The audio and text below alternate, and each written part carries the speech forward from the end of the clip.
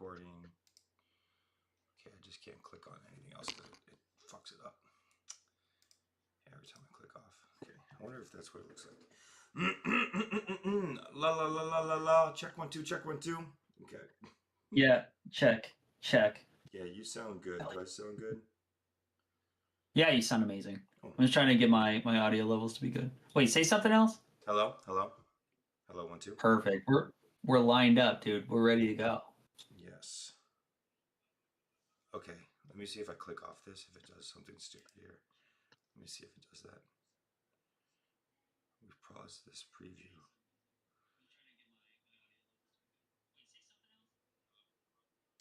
Oh yeah, we sound good.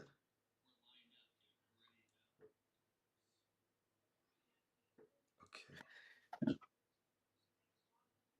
Oh yeah, I can't click off the screen. That's awful. Okay. Okay, well I can't click off, so that sucks. Okay. Are you ready? Are you live? Are we good? Yeah, dude, I'm live. I'm ready to go, man. Okay, let's kick it. Okay, Rick, how you been? Hey, brother. When is the Let me last tell time you. we had a conversation? It's been a hot minute. What? It was like March, probably. Yeah, I don't know. I think we missed all of April. Yeah. That was partially my fault. Because it would be about 2 or 3 p.m. on a Wednesday, and I'm like, hey, you still want to do this tonight? Yeah, What are you thinking? There are so many where you would say something. I'm like, how do I respond to this? Because I'm not that excited right now. So, of course, ... Like, I know, and I feel like I have to ask, because if I don't ask and then you hit me up at like 4 p.m., I'll be like, oh, dude, I already mentally checked out for the day. Right? You know, Yeah. like while I'm still at work. Like, who wants to be the one to give up? Who wants to be the weak one among us? You know? Exactly. The good thing is that we trade off, right? So like one week I'll be like, I can't do it. The next week you're like, the wife, she needs some attention. Yeah. The next week I'm like, oh, just work, Never 2 in a row, right? Never 2 in a row. Exactly. But I'm glad we got it together. Yes. May, it's a new month. We're back. So what have you been up to? Well, what have I been up to? I've gone on some adventures. Like I had my birthday. You just had yours as well. Yes. We're super close. Are we the same age too? We're the same age now, right? 37? Yeah. We're like legit, like we're like brothers. 2 or 3 weeks different. Wait, when is your birthday? Yesterday, May 5th. May 5th. Mine's April 25th. Okay. Oh, dude. I'm never gonna forget that now. I know. I had some friends telling me some inappropriate text message they sent me, and he's like, "Hey, happy birthday, Zach! Why are all these Mexicans celebrating your birthday?" And I was just like, "Oh my goodness, it was funny."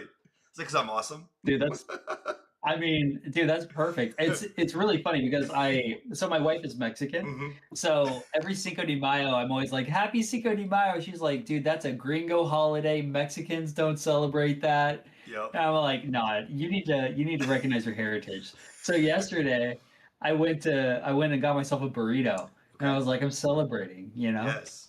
So. Yeah. What'd you do for your birthday? Dude, I actually kind of went on a little bit of an adventure. By the way, shout out Resident Donkey, who actually showed up. Oh, really? Yeah. He said, "What the actual heck?" and he highlighted it. That is surprising. So, yeah, I know, right? But yeah, my birthday, my wife and I, we got a camper van. We rented one, and we drove to the Grand Canyon. Oh. And we just had a banger of a weekend. Went to the Grand Canyon, went on a bit of an adventure. Okay. It was awesome. Did you go hiking and stuff there, or just sightseeing? Dude, it was a super quick turnaround. So we actually probably spent about 2 hours at the actual Grand Canyon. And it was like freezing, so we didn't do anything crazy. But we showed up, took pictures, just enjoyed the magnitude of the whole thing. Yeah. And then we just spent time, like we use this app to go basically. It's like Airbnb, but for like raw land. Okay. So we spent like $20 a night camping out on random people's land in the middle of nowhere. Like set up the fire, had like cooked out, did the whole thing. So it was great. It was an awesome birthday. Nice. Yeah. Yeah. So that was about it. Nice. What about you? Have you been to the Grand Canyon before? When I was like a kid, I actually have a scar from it. Oh. I went when I was like 10 or something, and then I fell out of a tree and I sliced my stomach open. Oh, on a tree branch. But it's okay. It wasn't like awful, but I still have the scar. So I like to bring it up every once in a while. It's wild. But yeah, I mean, it was a good time. What about you? I saw that you were posting like crazy all over Insta. Yeah, so I'm trying to get back. I'm trying to get back in it with my posting and stuff because I've been through my identity crisis of what I want to do with my life. But yeah, for the birthday, it was good yesterday. I just went to a little Mexican restaurant with some friends, which was really good. But I did this last weekend. I did a half marathon with a friend. I just ran it with him, so I paced him. It was like a 10-minute pace or whatever. And then the following day, I did a sprint triathlon. And this was a freaking eye opener, dude. Okay, I don't. You go like you surf, so like you can swim, right? Yes. So I cannot swim, and I knew I couldn't swim, but I've been practicing. I've been going to the pool. Like, let me tell you how bad it is. Okay, so I did the sprint like maybe a month ago or whatever. It was in a pool, and I didn't know you were supposed to blow out when your face is in the water. I thought you were supposed to hold your breath the whole time, and then take another breath when you come up, and then just hold your breath. But you never get rid of the air. So go like, yeah. So I didn't even know that. I didn't know anything about the swimming technique, like goggle in, all this other stuff. So I've been learning. I've been watching a lot of YouTube videos. And so 4 days before the sprint or 5 days before, I'm swimming in the pool. I was like, I'm going to do like 800 meters because it was 750 meters was the swim. I was like, I'm going to do 800 nonstop. So I know I can do it. And around like 600, I got a calf cramp and literally had to stop and like go over to the side. And I was like, if this happens in the water, I'm going to die. Oh no. And I started like Literally freaking out, right? Like, and I was just dehydrated that day. So I made sure I like hydrated and electrolytes and everything. So we go to day of and it's balls cold. It's like 45 degrees in the morning. And everyone else there has a wetsuit. And I'm the only one without a wetsuit. I was like, okay. It was like super windy. It was in a lake. It was pretty choppy. And the international distance, which is twice as far, went an hour before us. And there was literally a guy in another tri-suit that came out and was like, he quit. And he's like, it was too cold. I couldn't do it. And I'm like, oh my God. Like, so I get out there and I'm going, and I immediately gave up on anything I had learned with the crawl, you know, the freestyle. I just couldn't figure that out, turning my head with the wave. And then I looked down and it's dark. I hadn't seen that before. And I was like, nope, fuck that. And so like, I was like, I'm just going to breaststroke this thing, but breaststroke with my head up the whole time, which is super tiring. Basically dog paddling. Yeah, I basically dog paddle. And so then I did some side stroke, which is the best one because the waves were coming to my back. So then I get to the first turn, and this is where like I lost all hope and faith.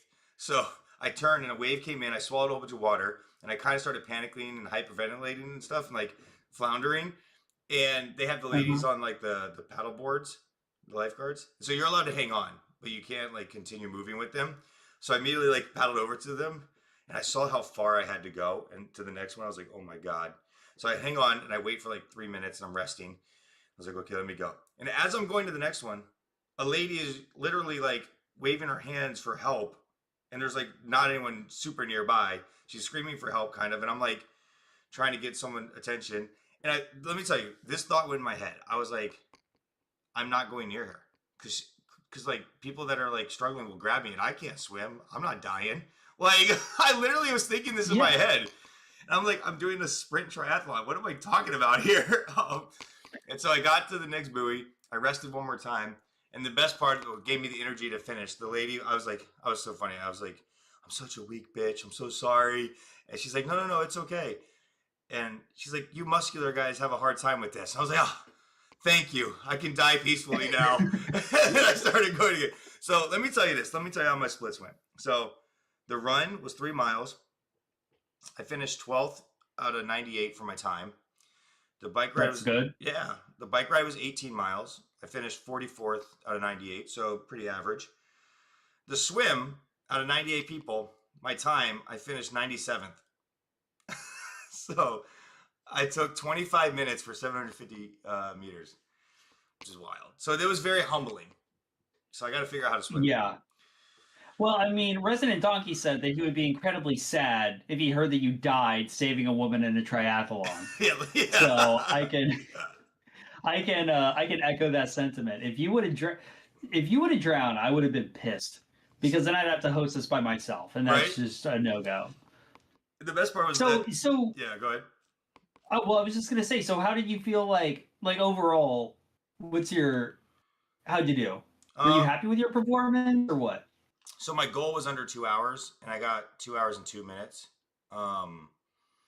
It's one of those things I was happy with. I was kind of going in with no expectations. I was like, I'm just gonna do it. But you know how I am. I'm very competitive. So of course, afterwards, I was like looking at all the mistakes. I didn't have to rest as long as I needed to. I could have just pushed through. You know, like I could have shaved 10 minutes. But I think overall it's okay. I'm definitely going to do another one at some point. I'll definitely do a half Ironman at some point.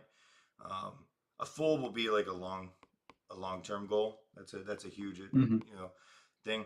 But I mean, the community is great. Everyone's super friendly. I started the last one I did. I started a group chat, and there's 4 of us. Now there's 7 of us in the group chat because I met new people, and they're now in the group chat, and we just send accountability posts. So yeah, I hate you so much, dude. So let me just tell you, I went golfing the other day after work randomly, and I pick up 2 randoms. So we have a foursome. Like literally, we're just on the course, and they're like holding us up. I was like, "Can we play together?" And the guy's like, "Hey, you work out at Crunch, right?" And I was like, "Yeah." He's like, "Oh yeah, I see you there every morning." So now we're friends. Like, I hate everything about you. oh man. Well, the one guy brought me a tri suit. Like he's like, "Here, you can use my." Because all I had was the bottoms, and he was like, "I'll bring you the bottom and top." I was like, "Oh, okay, cool." And then afterwards, I was like, "I'll give it back to you." He's like, "No, you can just have it." I was like, "What?" He's like, "Yeah, I was gonna throw it away anyways." So I'm like, "Perfect." So I mean, people are just nice. He came and brought me gear, the bike I used, the shoes I used is everything I borrowed from someone else, like the bike pedal shoes. Like everyone just letting me borrow gear. So yeah, but I'm gonna do them eventually. But I think I'm transitioning. I'm doing High Rocks. That's my next thing. I already signed up. I'm doing the High Rocks in DC in Labor Day. I don't know what that is. Long story short, it's like it's kind of like CrossFit, but it's more running focused. So you have to run 8K. So it's a kilometer run and then an exercise, a kilometer run and an exercise. So yeah, I'll send you a video about it. Okay. Yeah. Yeah, I mean, that's you make me feel so bad about myself. So I just want to let you know. Thank you for that. Thank you for that. Because I like just to make it all about me right now. I stopped working out because I got a hernia, and then but then like it won't pop out again, so I can't get it operated on. So I got to basically make it pop out. So I start working out again, just trying to cause myself to get injured, which is kind of a fun place to be.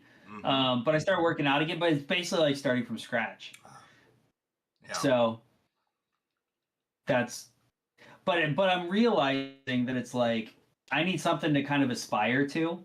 And since you quit bodybuilding, that means I quit bodybuilding. Okay. So now I gotta find something new. You gotta So do I'm thinking about High doing maybe.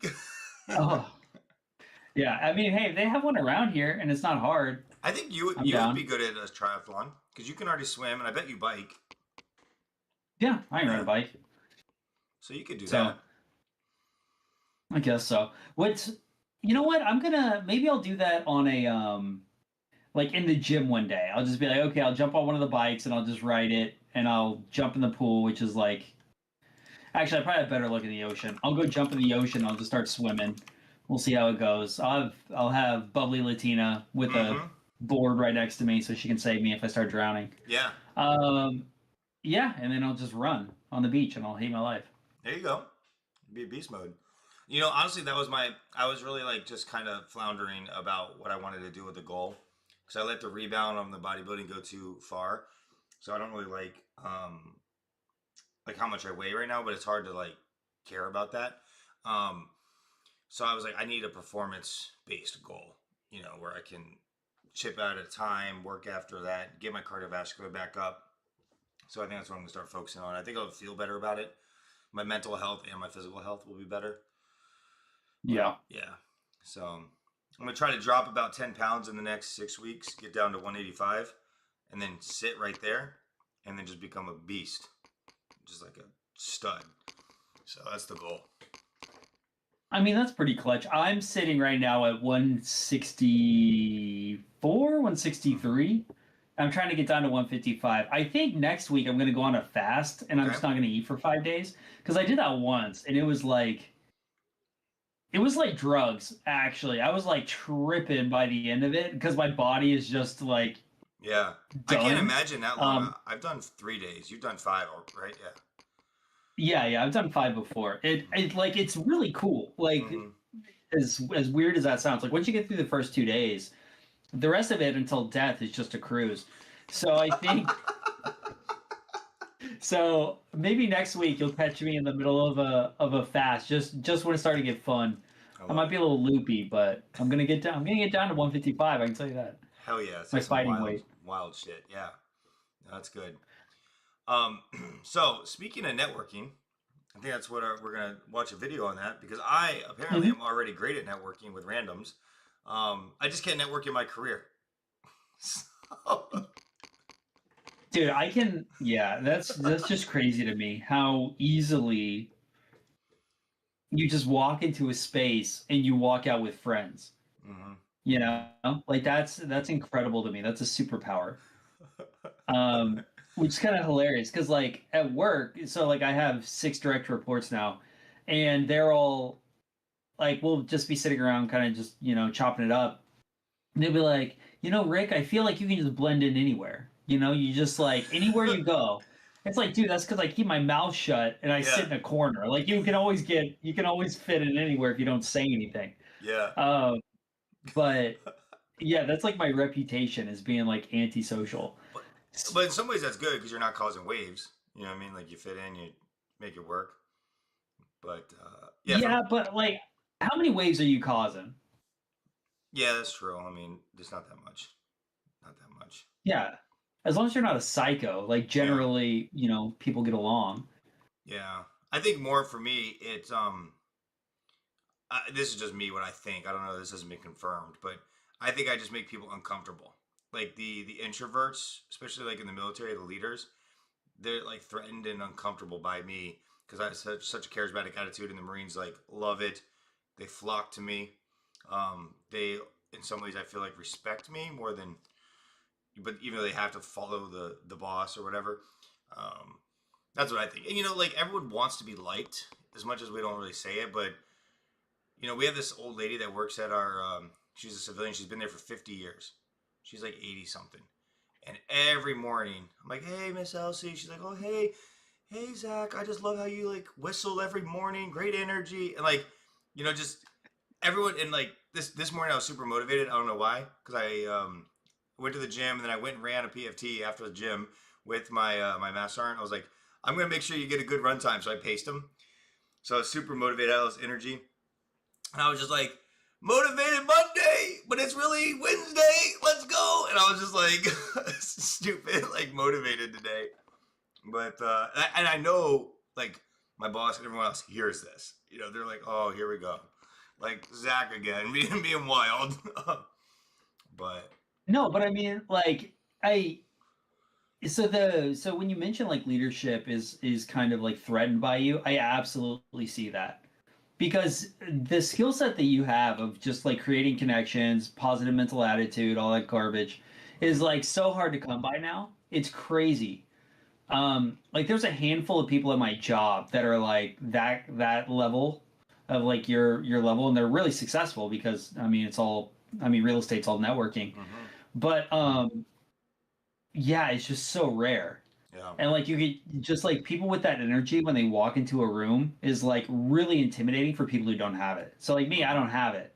Mm-hmm. So I mean, but like my wife kind of has it. So Yeah. like she'll walk into the gym and make 5 friends. Yep. And I'm just like, it doesn't make sense to me. You go and create group chats with random people, and then they're like at your like 50-year anniversary, kind of stuff, like just wild, and Yeah. it's just such a skill set that I just don't even understand. Um, so, but that does bring up, and so like we were talking about networking, we're gonna watch a video on networking and React. We haven't seen it yet, but it looked like it would be pretty good. But I really quick want to talk about why I'm so motivated. Yes, get into it. So, really quick, just for the audience out there, Yes. I'm super motivated right now. Game changer. I'm ready to change my life. Midlife crisis. I feel like you and I talk about this probably every other episode of how we're going through our mid 30s and it's a midlife crisis and it's great. Late 30s Um, now. late. Oh, don't do that to me. Not right now. Um, yeah. So we're old, and my wife and I went and we saw The Devil Wears Prada 2 last weekend. Did you see it yet? No, but What are you laughing for? What are you laughing for? Well, okay, so my wife loves the first one, so I will probably go see it. But I think it's just funny that you're into it. Like, I don't know. Look, all right. But I like it. Look, I like it. It's good. Whatever gets me through my midlife crisis, okay? If it's Devil Wears Prada 2, it is what it is, okay? There you go. Oh, how we fallen. Okay. Oh, Okay, but tell me how it is how funny. that chick flick motivated you. Okay, so not to ruin the movie, but but it's just all about agency, right? And all about how you can you can change the world, you can make things happen. And it really inspired me to be like, you know what? If I pick up the phone, I can change my entire life in literally an afternoon.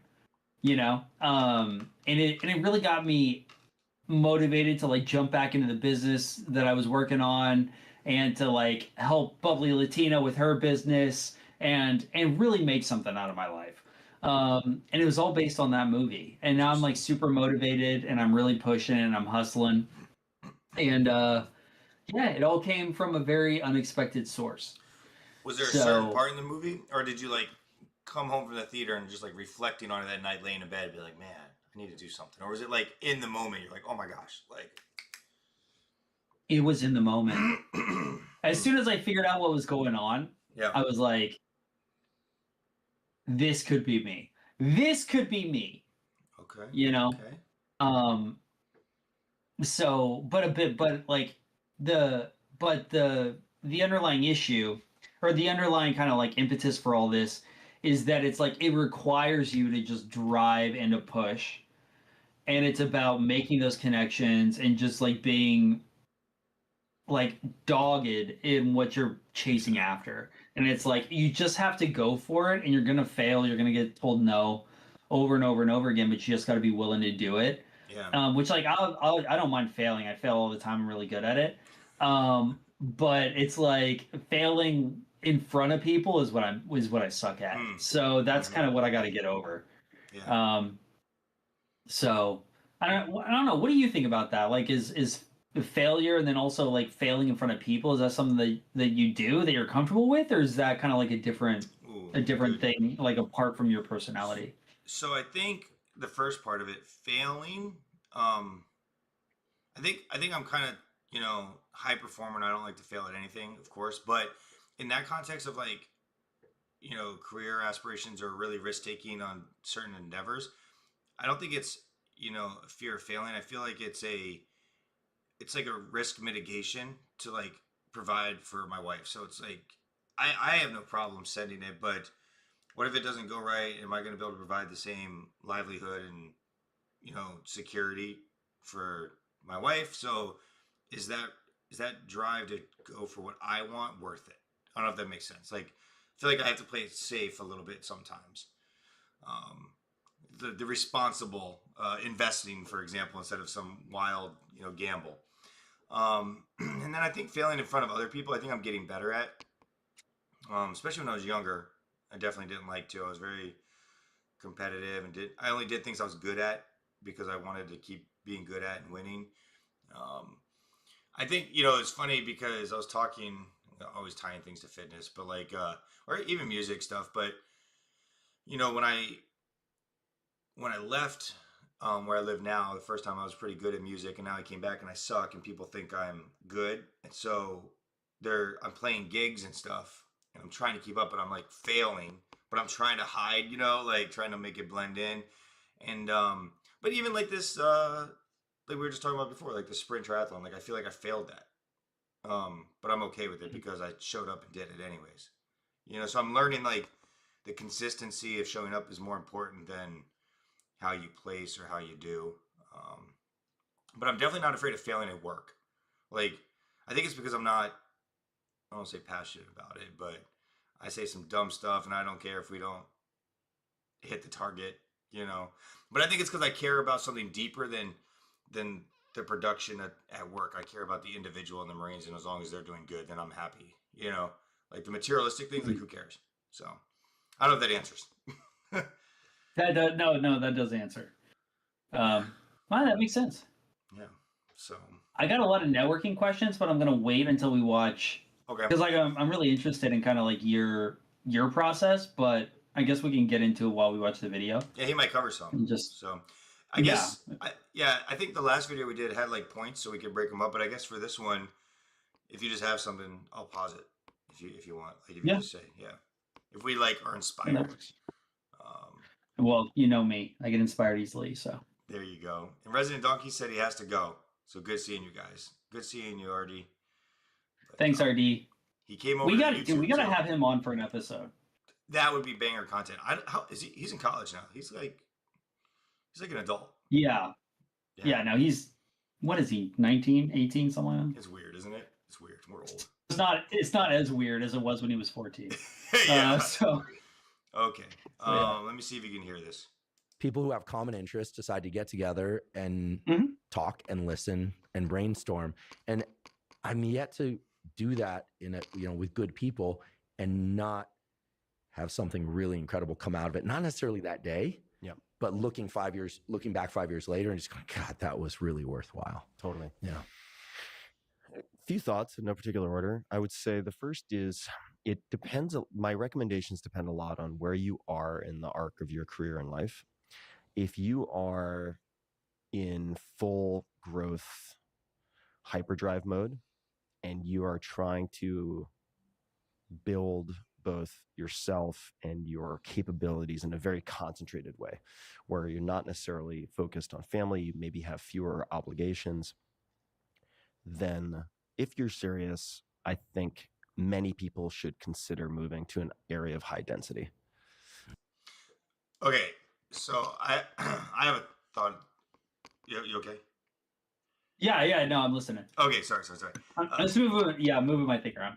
You're good. The look about you. I was like, oh God, here we go. Some deep thought.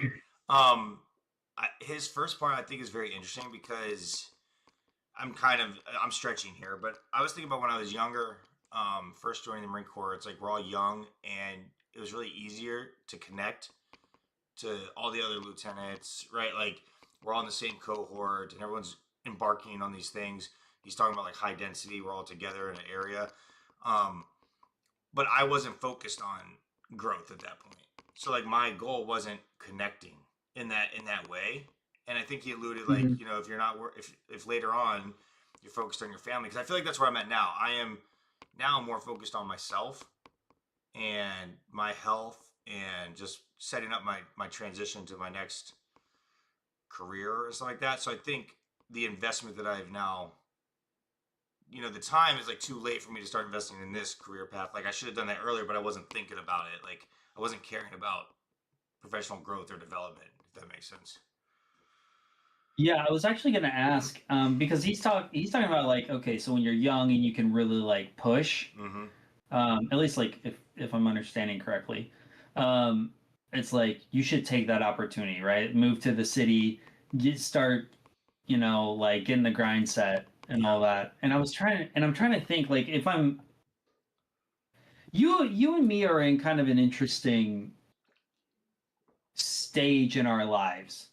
So you're in a place where you're like, you've established yourself as you're good at your job, you're successful, but it's kind of a dead end, right? Like you don't want to keep going after, what do you have? 3 more years, 4 more years? 4.5. 5? Who's counting? 4.5. There we go.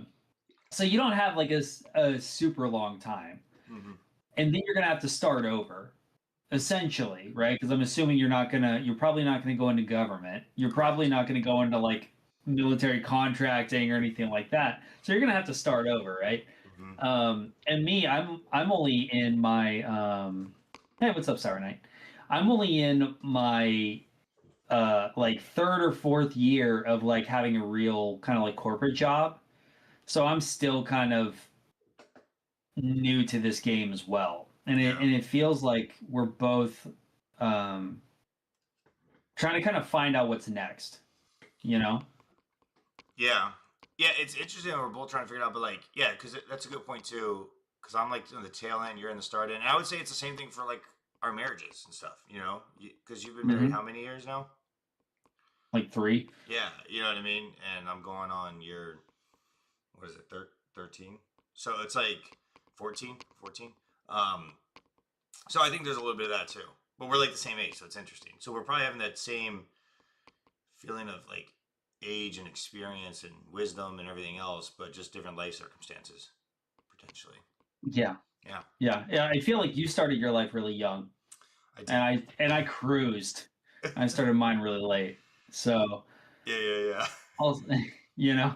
Oh, by the way, Sour Knight, thanks for the follow, brother. React to Impossible Landing by Neo. Maybe we will. Yeah. Maybe we will once we finish this. We'll see. Possible landing on the moon? Okay, no, I'm just kidding. Okay, let me keep going.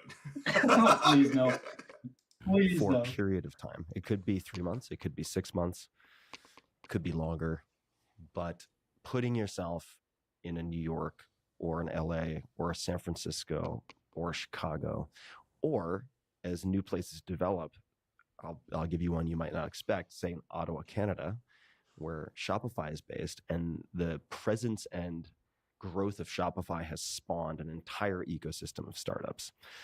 So there may be options outside of the usual cast of characters. Pittsburgh and Duolingo, similar effect.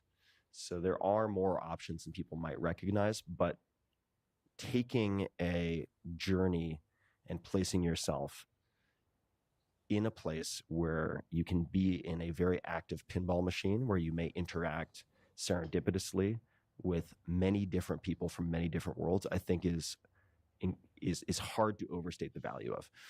And my drive and my filtering function, let's just say, because when I first got to the Bay Area, nobody cared about me. I was nobody. I was driving my mom's used minivan hand-me-down that had the seats stolen out of the back. It looked terrible. Were you in the South Bay? I was working in San Jose.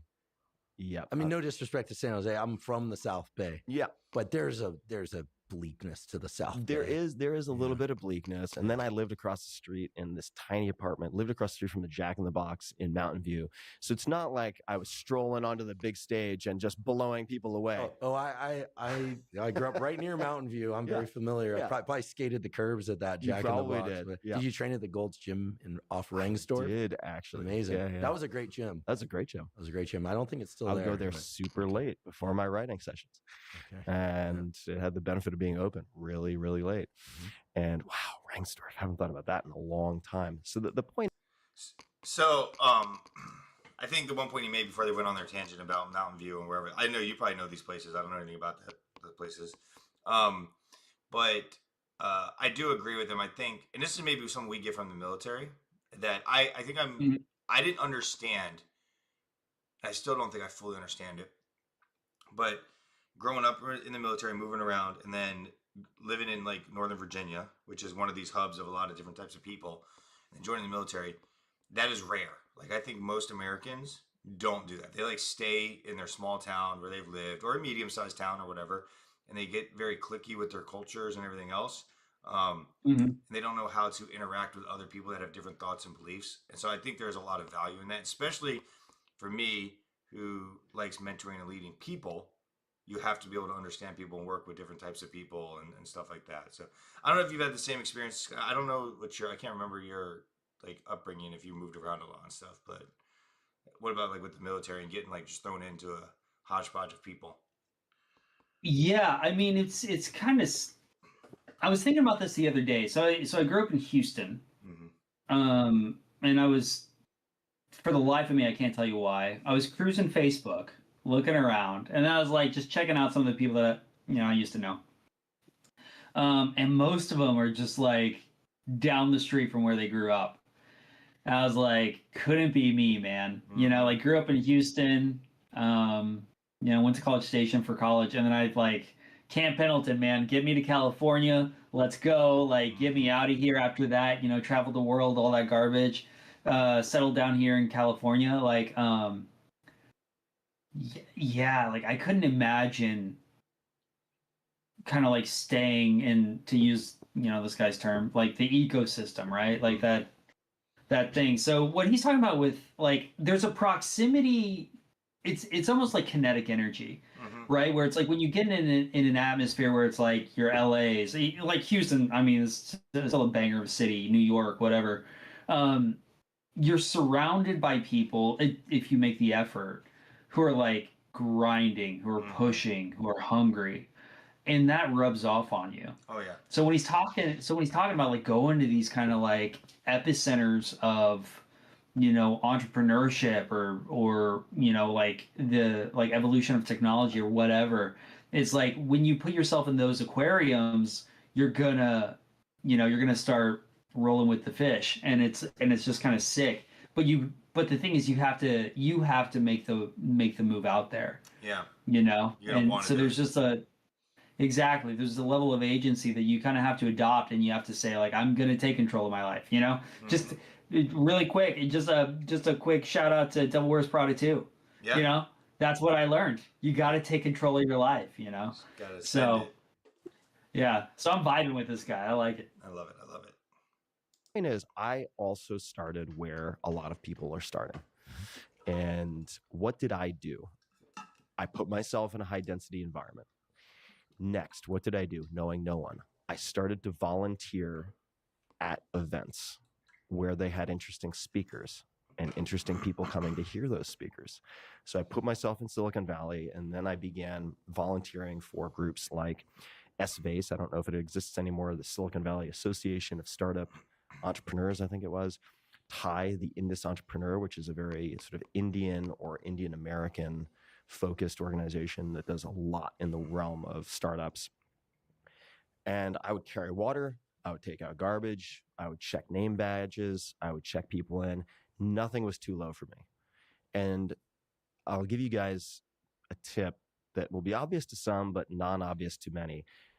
When you are volunteering, a lot of folks who volunteer do the absolute bare minimum because they are not getting paid. This is not going to get you noticed. But it sets a very low bar so that if you volunteer at these events and someone's dropping the ball or there's something happening that needs fixing and you just proactively do it, the producers of these events will notice you. And this is what happened over time, over a few months.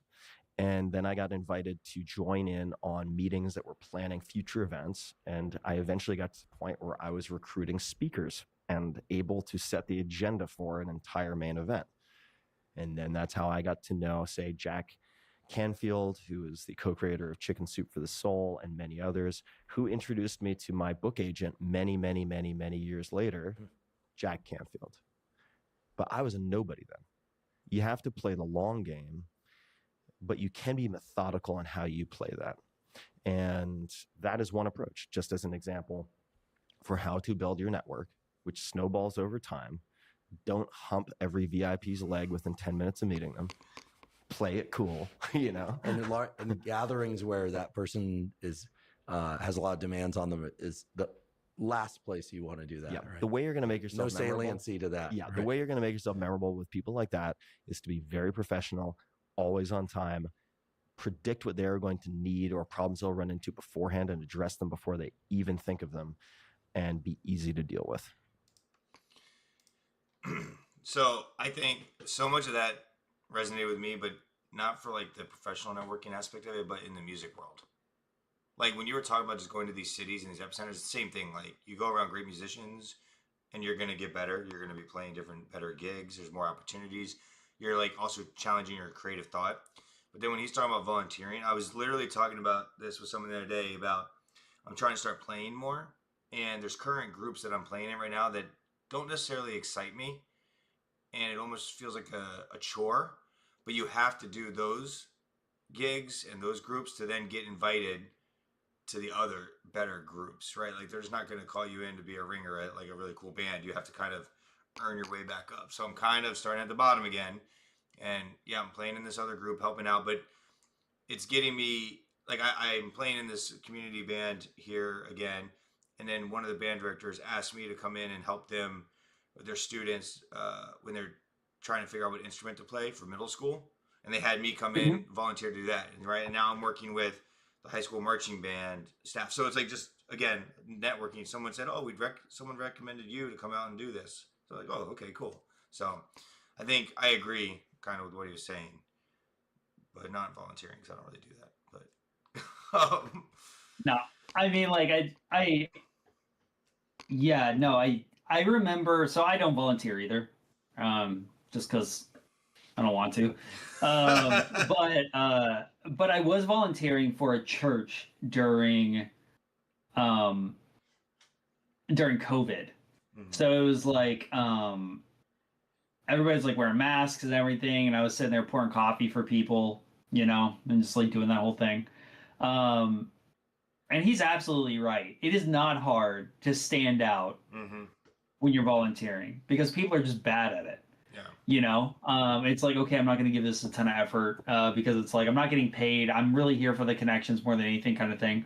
And it's a mindset where it's like you're not. I mean, just this equates to a much broader issue, but it's like I'm not going to put myself, or I'm not going to. Let me rephrase this. I'm not going to push myself if I'm not getting anything directly out of it. Yeah. And that's like the absolute wrong way to look at it. And on top of that, it's like volunteering is like, again, just getting into the fish tank with those fish and learning. And it's like, okay, either you find a way to swim or you drown. Yeah. And he's like, I love that the speaker is basically putting himself in a position where it's like, I will succeed if I invest, right? And it's like, it's the long game, but it's doing it in a methodical, calculated, strategic way where it's like, you don't, like he said, you don't need to be humping the VIP's leg, in the first 10 minutes. It's all about, okay, let me collect like an assortment of different connections over time and then slowly kind of like reach out to them when they're needed. So yeah. I'm assuming he's an author. Yep. It sounds like, he made those connections early on. And then when it was time for him to start writing, he pulled out his Rolodex. Yeah. So I'm all about it. I like this guy. Love it. And people like that, high performers, notice these things. They will make note of it. Yeah, the being easy to work with is something that I used to tell my graduate students and postdocs. I mean, because the opposite of that, nobody wants. Yeah. Right? Nobody wants that. Yeah, especially in the beginning. Like later, okay, great. You're Steve Jobs. You want to be difficult here and there or a lot? No problem. Yeah. Right? But in the beginning, that can be a real liability. You can make up for that if you're the best in the world, but in the very beginning, you probably won't be. So try to stack the deck in your favor. Volunteering is a shortcut, and that would be one way of doing it. Another now, especially given the virtual communities that exist. So you have subreddits, you have online communities, you have Twitter groups, you have Clubhouse. You've got a million different options, which can be overwhelming. Is Clubhouse still going? Maybe not. I have no idea. Oh, no, I don't know. I'm not saying it's gone. I remember during the pandemic, there were some Clubhouse gatherings. I hopped on there, but I've sort of forgotten to get maybe on there. Not. The platform affinity is really fickle, which is why I think to the extent possible, if you want to build a world-class, and I use that term very deliberately, network in record time, just to give you a nice headline, I would say focus on the uncrowded channel, which is in person. It's out of fashion. It's out of vogue. Going to a conference and actually interacting with humans in the hallway, approaching panelists. This is another thing that I did. I'll give another tip. So very early on, I would go to conferences. Nobody cared who I was. Nobody knew who I was. Fine. And I would study the panels. Let's say I'm going to a big event like South by Southwest. And this is what I did in 2007, which was just prior to the first book coming out. And I would go to these various in-person events. I was focused mostly on events that had the thematic focus of blogs. We could come back to that. But blogs were what podcasts were a few years ago, right? They drove incredible traffic, but they were undervalued by mainstream media, undervalued by mainstream publishers, et cetera, which meant there was an arbitrage opportunity in a way. And I would pick, say, a handful of panels with topics I thought were super interesting. And then the panel would end, and what would happen? The panelists would get rushed by various folks because many of them were well known.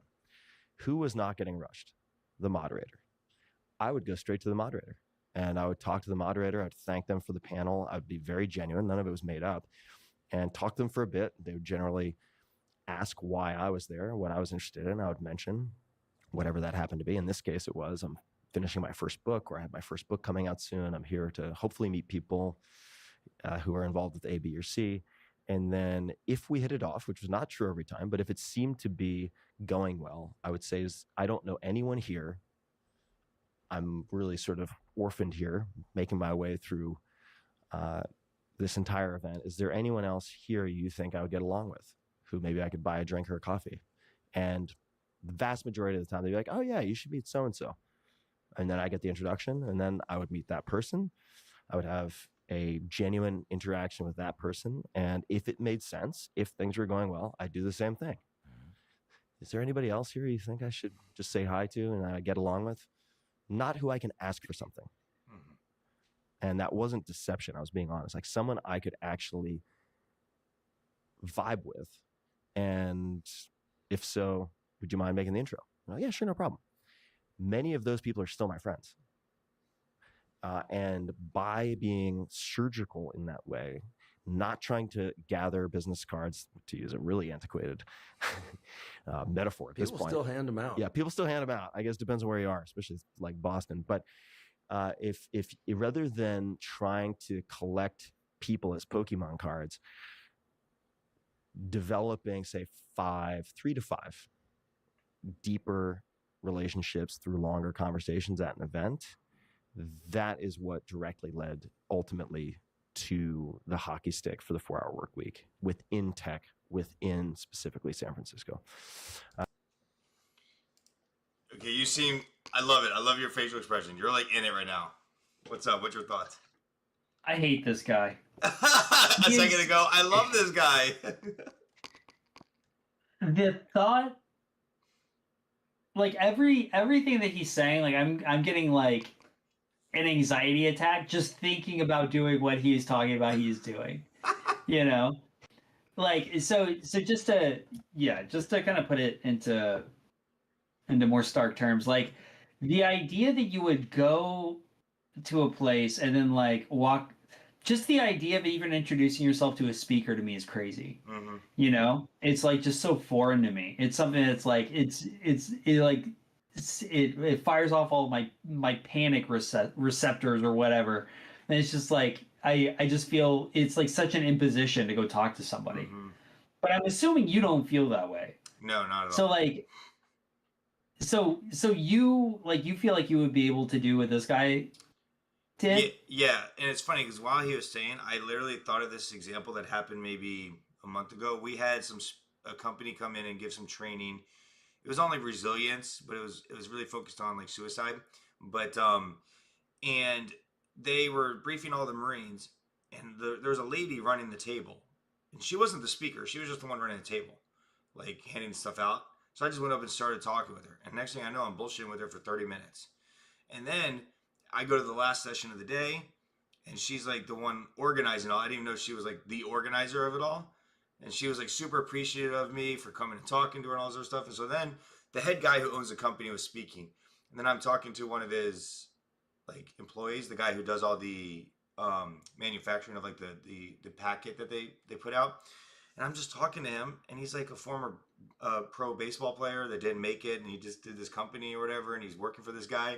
And we're talking, he's like, yeah. And I was telling him how I can't stand the Marine Corps, and we don't really focus on resilience the right way, and all this other stuff. He's like, oh, well, if you want a job, just let me know when you get done. Like, just kind of stuff. Like, of course, like, you'd have to see if you actually want to extend that. But, like, just starting those little conversations like that But I think the one point he said was he found speakers that he was passionate about. Because on the flip side, when I go to like Marine Corps things, I don't want to talk to any of them. Like I went to the supply symposium with all the supply people in the Marine Corps, and I was like, "Get me out of here!" Like I feel awkward. I feel like I'm a fish out of water. So like, because I'm not interested in that ecosystem. You know what I mean? So I have no problem talking about stuff with anyone. I just have to be passionate about it and in an environment that will let you say ideas that are crazy. Like, yeah. So, but I like his idea. It kind of also remind me of I don't know what movie it's in. This is so inappropriate. But you never go after the 10 in the bar. You go after like the 7. You know what I mean? Because you have more chance. Yeah. That's what he's doing pretty much. Yeah. So, yeah. Dude, that's such a good point. You know what? This week I'm gonna try to talk to somebody that I don't know. Ooh. That's huge for me. And you're my inspiration. And you got to document, you got to like vlog or like notes afterwards. Like, guys, today I talked to a random person. I didn't know. I talked to somebody. Yeah. I threw up. It was fine. Yeah. Oh man. Okay, let's see what he says here. So those would be a few approaches for building your network when you don't have the ability to just walk up to, say, Kevin Kelly and have a conversation. That came over time.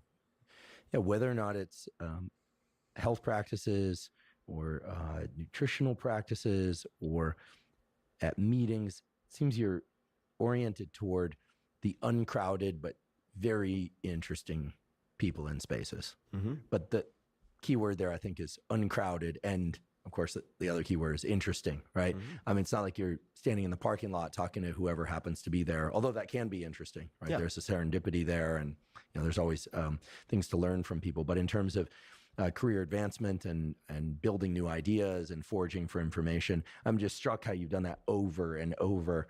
And again, thank you for giving us some insight into the process. Please. All right, here's another one. So I think there's a tendency among people who want to develop their networks or their relationships to be star fuckers. Not to get too technical, but that's a technical term. Yeah. And they want to tell other people they are friends with someone more than they want to develop skills or learn from someone. This puts you in a very disadvantaged position, because then that means, all right, you want to become friends with Elon Musk? Good luck. Or you want to become friends with this A-lister celebrity who everyone else wants to meet? Good luck. It's going to be a crowded, bloody path to get there. And by the way, they've also certainly developed really attuned defenses against people like you. So it's going to be hard. On the other they hand, have staff to prevent that from happening. They have a phalanx of protectors to prevent you from ever getting to that person. On the other hand, if you're approaching it from the standpoint of developing skills, learning, and actually becoming potential friends with someone, I'll give you an example. You could go after, you want to become better at boxing. Let's just make that up. All right. It's maybe not the greatest example. Skiing would be another one, but let's stick with boxing just because of the way I'll explain it. If you wanted to, say, get personalized lessons from Floyd Mayweather, ain't gonna happen. Okay, let's go then maybe a step down out of the pro ranks to gold medalist. Okay, if it's a brand new gold medalist, let's just say like Oscar de la Hoya when he was really the golden boy and had just thrashed everyone, still going to be hard. What about the silver medalist who just had a bad day when he had that last bout against Oscar de la Hoya? Potentially, right? From a technical perspective, from a personal connection perspective, you may have more in common with that person or a bronze medalist, and they can get you 70, 80, 90% of the way there. And by the way, you probably don't have the physical attributes to make it to 100% anyway, if you're coming to it this late. And you could get, in many cases, one-on-one lessons, whether in person or virtually, with someone who is of that caliber. They're in the same front of the pack as the names I just mentioned, maybe not as famous. $100, $200 per hour. For a lot of people, that is within reach. Dang. So, one of the first points on the clip before that, I agree with him, like the in-person. I think that is a huge thing. Especially it's getting harder and harder because I don't think people know how to interact with people anymore. You know, You don't like say. today I got tasked like a couple weeks ago to email this random lieutenant colonel about something because he was blowing off my civilian. And I sent an email and the guy finally replied. And then he blew us off for a while longer.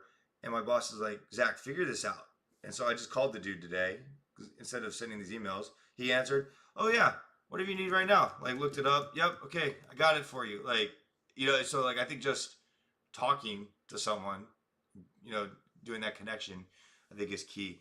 But so you're gonna think this is crazy about me and connections because as he was talking about like the networking and stuff, I literally was thinking how you approach people in different situations, and I think intent means a lot. If you go at it trying to take advantage of someone, I think either that gets found out or you're just a shitty person. But like if you're just being natural, so I've noticed this in the gym. I've met a lot of people in the gym I'm just talking to, and then you don't know this, but they're successful business owners or something, and you can pull that thread if needed. I've really noticed this in my poker groups. So I have a lot of guys come play poker, and in my last poker group, one of the guys was a realtor and sold a house to another guy, and they didn't know each other before coming to that poker group, you know, and it's like starting to build connections. The one now I have a guy who has a lawn business, landscaping, and he's basically told me like, you know, I love your poker nights, but also like I've gotten so much business from it. Like the guys will come because they know him as a dude, like a bro, like, and they hire him over someone else. There's another guy who owns a business, and I see him. He goes to the gym as well, and he comes to poker nights, and he's like hosting like a golf tournament that he's inviting me to. It's just like who knows who. It's just like all from me just having a poker night at the house and not being a weirdo, you know. Dude, that is incredible. Yeah. Like that is incredible. Like actually. Yeah, once you learn how to monetize that, like unironically, like you're gonna be so rich. No, but like I totally agree. And yeah, it's the in-person thing. Like, and so at work I probably send, you know, between 10 and 100 emails a day. But anytime anybody calls me, like I'll blow off an email, no problem. But as soon as someone calls me, I'm like, okay, you have my attention. It's captive. Let's get you what you need, kind of thing. Yep. And that's so true. And it is a dying skill. Yeah. Like it's rough, especially for like kind of Gen Z and Gen Alpha or whatever they're called. They're real bad. Like I think I'm bad. Like they're real bad. Yeah. So it's a skill that's dying. Technology is making it worse. But like to get back to the video as well, that kind of that the people who try to meet people for status, you know, to elevate their own status. I totally agree with that guy where it's like that's definitely not the way to do it. You know, you want to be somebody's peer. Yeah. You don't want to be their friend necessarily, right? It's like, how many friends does Kim Kardashian need? Not that many. But she may, you know, need an investor, and you just happen to have a hedge fund. You know, like that kind of stuff. Be a peer rather than trying to be a friend. I think that's really that's the way to go. But I don't know. That's just my take. Yeah, and I think also people want to, like, I think the approach of like trying to learn from someone is the right approach too. Like, if you're, because we're all human too, and I think even really successful people still like that. Like they know when people are just getting some clout, but if you're trying to learn from them and you're being genuine about it, they like to still teach. They like to mentor and mold others. So if you approach it that way, I think it's going to have more fruit. You know what I mean for that. Yeah, and also like, I mean, they didn't say it, but one of the things too, I think, just not being a freaking weirdo. You know, like, and I don't know, it's hard to teach that, but you know, we have this. Long story short, we have this group I play in Wilmington. There's this trumpet player who's really well known. He writes arrangements for like medium difficult big bands, like jazz ensembles. So everyone that knows his name. So his son went to high school with me, and he came in and like taught a lesson for the jazz band one day. So now that was my sophomore year. Fast forward now, he moves down to where I'm at now, and he plays in this group. And next thing I know, he's sitting right next to me. And I'm like, "Hey, Paul, I don't know if you remember me, but I went to high school with your son." "Oh, no shit!" Like all this stuff, like. And next thing you know, like I could basically probably text him now and just ask a favor, or if like, "Hey, can I get a copy of that arrangement?" Or, "Hey, do you mind if you want to come and work with my big band or whatever?" He like, it's just like crazy how you just build these connections, and I don't know. It's so much of this resonates me with the music community, because I don't know if this stuff works in like the government in our positions. You know what I mean? I would assume it works in like corporate a little bit, but in the government, there's like so many barriers. It doesn't matter about the connections you make because someone can tell you to shut up and sit down. I don't know. Yeah, I think it doesn't necessarily. I don't think it necessarily works in the military, or maybe not the same way. I'm sure there is some like nepotism and that kind of thing going on, and favoritism, but like maybe not as intense. But if you look at like the president's cabinet, for example, those are all just his sycophantic, followers. So it's like, if you sniff the throne, you can still get somewhere. Yeah. So yeah, I think it really does depend. But like I was listening, like our CEO was talking today about kind of just like telling his story, and a lot of his ascension to where he got was based on kind of like networking, but also being incredibly good at your job, right? And it's pairing those two things. I think that's like really makes you successful. Because I know a lot of people who can talk to people and they're idiots. Yeah. So it doesn't get anywhere. They're more of a drain on people than they are kind of a help.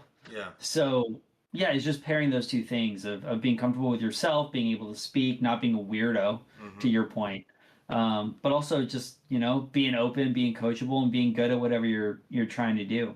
So, yeah. It all makes sense to me. Yeah. You said before we started the video, you had some things that you were thinking about why you're right. You were going to say about networking before the video. Yeah, well, I already said. Oh, okay. Or wait, no, I already forgot them all. But I'm telling you, like networking and building connections and like human relationships and everything is like human relationships. New relationships is like the thing I'm super amped on right now. So I have some homework for you. Okay. Take your wife out to go see Devil Wears Prada 2. I like it. It'll change your life. We'll probably go see that Saturday night. Yeah. Yeah, you should get yourself a big popcorn. Yes. Forget losing 10 pounds. Just get the popcorn. That starts next week. And perfect. Yeah, just go have a good time. And then I'm curious if you'll identify the scene that I'm talking about where I was like, this could be me. Yeah. So I guess we'll see. And then your homework is to network with a random stranger or talk to a random person. Dude, my heart rate's don't worry, I'm gonna do it. I'll do it. I'll do it this week.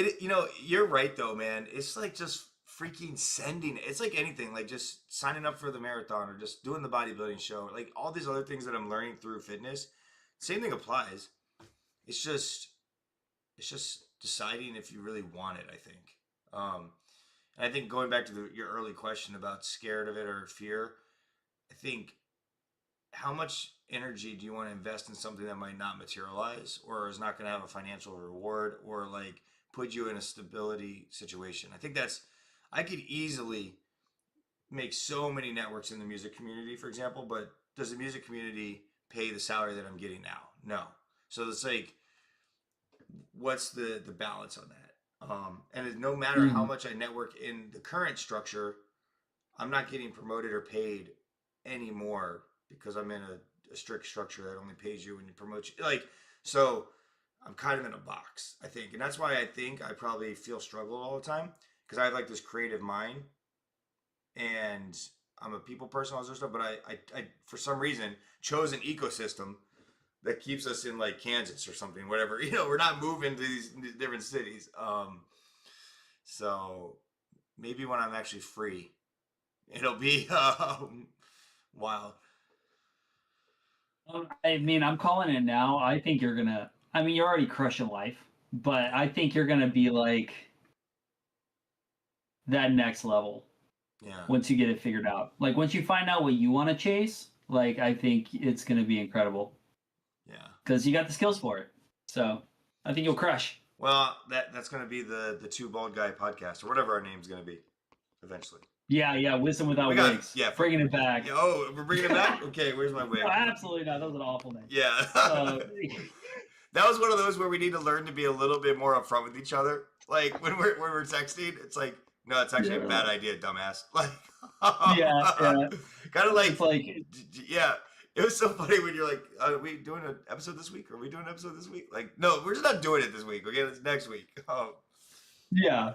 yeah. Awesome. Yeah, we'll have to figure it out. Yeah. I think it was good. It's motivating. We're a network. Yeah, man. Yeah. Awesome. What any closing thoughts? Not really. So my wife's out of town for the next 3 weeks. Oh. So She back down I in got a lot of Mexico? free time. Mm-hmm. Okay. Yeah. So, but she'll be back soon again, so I'm stoked on that. But in these next 2-3 weeks, I'm really going to be focusing on like ramping up, ascending, as it were. Yes. I like this. So hopefully next time we have a podcast, I'll have like either a new business or running a hedge fund or something. Just give me a couple weeks. It'll be there. You go. Yes. It'll be there. It's going to start with that one What- person you network with. There you go. Exactly. What do you want to accomplish before our next episode? Oh man. Shit. Put me on the spot here. I don't know. Specifically for networking? Oh man. No, Oh. just anything. I want to spend a whole bunch of money and buy a whole bunch of shit. That's kind of. I love that for you. Yeah. So I'm trying to decide what smartwatch I want to buy. But I'm spoiled for choice and it's way too much information.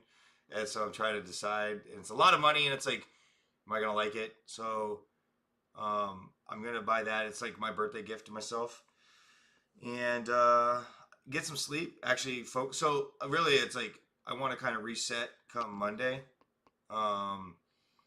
This last week, with the marathon, the sprints, working a lot of hours, staying up late, the birthday. I have poker night on Friday. I'm golfing on Saturday. So it's kind of like I'm eating like shit this week. So Monday is kind of like a reset. I'm changing my workout program routine. So yeah, I think just kind of having a new goal and a new purpose. And I'm really digging into the music stuff. So I'm playing in a couple groups. Talk about doing different things. I got invited to play in another group on Wednesday nights. I got invited to play in another group on Thursdays, and I'm just trying to decide if I should say yes. How much time do I want to invest in? Because then I'll just be burning the candle at both ends all the time. And yeah, but I feel like I want to, because once I say it, I'm in it. Like I'm also afraid. I've learned with my time that I have to be careful about what I say yes to. Because once I'm in, I'm in. So I'm trying to decide if it's worth it or not. But the guy asked me, and then he sent me an email follow-up, and I'm like, Jesus, like, the guy won't leave me alone. So they really want me in the group. And this is like the 5th person to ask me to be in the group. And I'm like, oh, okay. Like, I guess I need to. I feel pressured. I don't know. But yeah. I don't know. So that didn't really answer your question. But that's what it's on my mind. Yeah, it's like, what's the goal? I'm buying keep getting invited to play music. Yeah. Keep getting invited. So. And get your watch. Yeah, get my watch. You deserve it. Yeah, well, I don't know. Maybe if I did better on the triathlon. Yeah. Once you break your 2-hour mark, then we'll let you buy one. Yeah. So it'll be good though. Cool. Awesome. Well, on that note, thanks everybody for coming.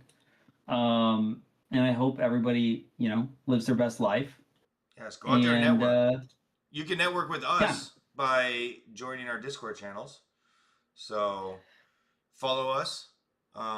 We both have Twitch accounts. We also have Discord, and I'm on the YouTube. You're on the YouTube, right? The YouTube. Not really, actually. I need to get it. But yeah, if you have anything you want to share, jump in the Discord or message me on Twitch. Yes. So. And yeah.